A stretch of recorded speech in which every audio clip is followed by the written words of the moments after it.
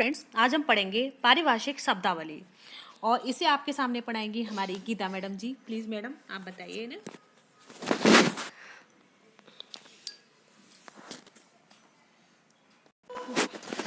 Abbreviation संक्षेप। Ability का मतलब होता है योग्यता। एबनॉर्मल का मतलब असामान्य। एबिलिएशन का मतलब होता है उन्मूलन। एवरेज का मतलब होता है संक्षेप करना। एब्सेंस का मतलब अनुपस्थिति। एब्सेंटी स्टेटमेंट मतलब अनुपस्थिति पत्रक। एब्स्ट्रैक्ट का मतलब होता है सार। एब्यूज का मतलब होता है दुरुपयोग और एकेडमिक का मतलब होता है शैक्षणिक। अकेडमिक का मतलब हो गया, हाँ। अकेडमिक काउंसिल का मतलब होता है विद्या परिषद। अकेडमिक ईयर का मतलब होता है शैक्षणिक वर्ष। एक्नॉलेजमेंट का मतलब होता है पावती पर्ची।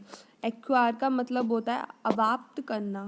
एक्टिंग का मतलब होता है कार्यकारी। एक्शन का मतलब होता है कार्यवाही। एक्टिविटीज़ का मतलब होता है कार्यकलाप। एडिशनल का मतलब होता है अतिरिक्त। एडॉक का मतलब होता है तदर्थ। एडजन का मतलब होता है स्थगित करना। अप्रूवल का मतलब होता है अनुमोदन। आर्बिट्रेशन का मतलब होता है पंच फैसला। अरियर्स का मतलब होता है बकाया। एक्सेप्टेशन का मतलब होता है स्वीकृति। एक्सीडेंट यानी दुर्घटना। अकाउंट का मतलब होता है लेखा या फिर हिसाब।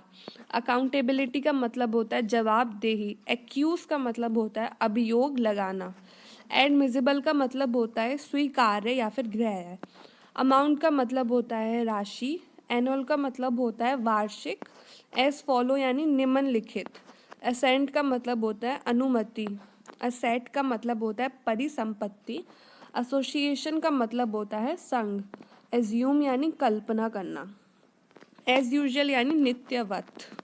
बैकवर्ड क्लासेस यानी पिछड़ा वर्ग। बैड कंडक्ट यानी दुराचरण। बैलेंस शीट यानी तुलन पत्र।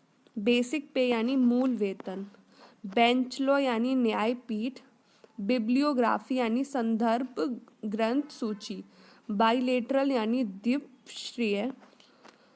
बाइलेटरल यानी द्विपक्षीय हो गया। बिल का मतलब होता है विधेयक। ब्लैकलिस्ट यानी काली सूची। ब्लूप्रिंट यानी रूपरेखा। ब्लूप्रिंट का मतलब होता है रूपरेखा। बोर्ड यानी मंडल। बोर्ड ऑफ स्टडीज यानी पाठ्यक्रम समिति। बॉन्ड यानी बंद पत्र। बोनस यानी अधिलाभांश। बॉडी यानी निकाय। ब्राइब यानी घूस या फिर रिश्वत। ब्रीफ यानी संक्षेप में। कैबिनेट मंत्रिमंडल। कैडर यानी संपर्क। कैंप मतलब होता है शिविर। कैंसल मतलब होता है निरस्त या फिर रद्द। कैंडिडेट का मतलब होता है उम्मीदवार। कैपिटल का मतलब होता है पूंजी। केस यानी मामला हो गया, विषय हो गया। कैश यानी नकद, नकद। कैजुअल लीव यानी आकस्मिक, आकस्मिक अवकाश। कोटेशन यानी सावधानी या फिर चेतावनी। सेंसस यानी जनगणना। कोलैबोरेशन यानी सहयोग। कॉलम का मतलब होता है स्तंभ। कमीशन का मतलब होता है आयोग। कमेटी का मतलब होता है समिति।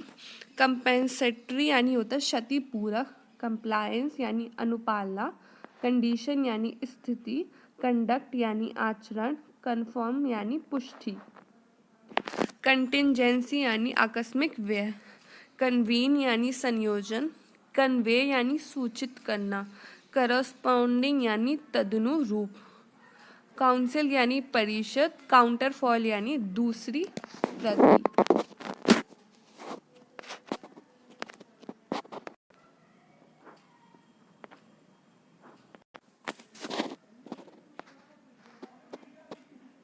काउंटर फॉइल यानी दूसरी प्रति।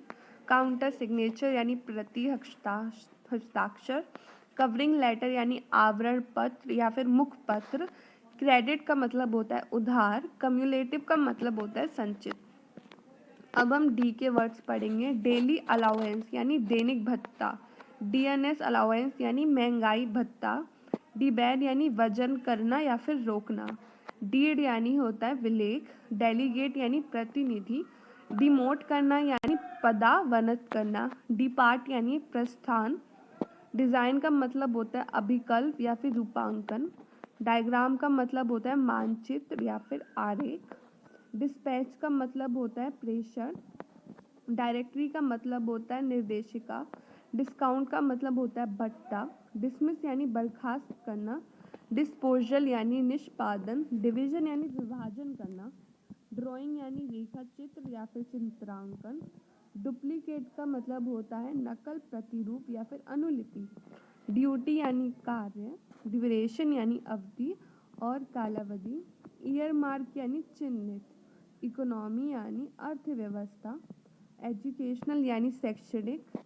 इलेक्टोरल यानी निर्वाचक सूची। एलिजिबल यानी पात्र।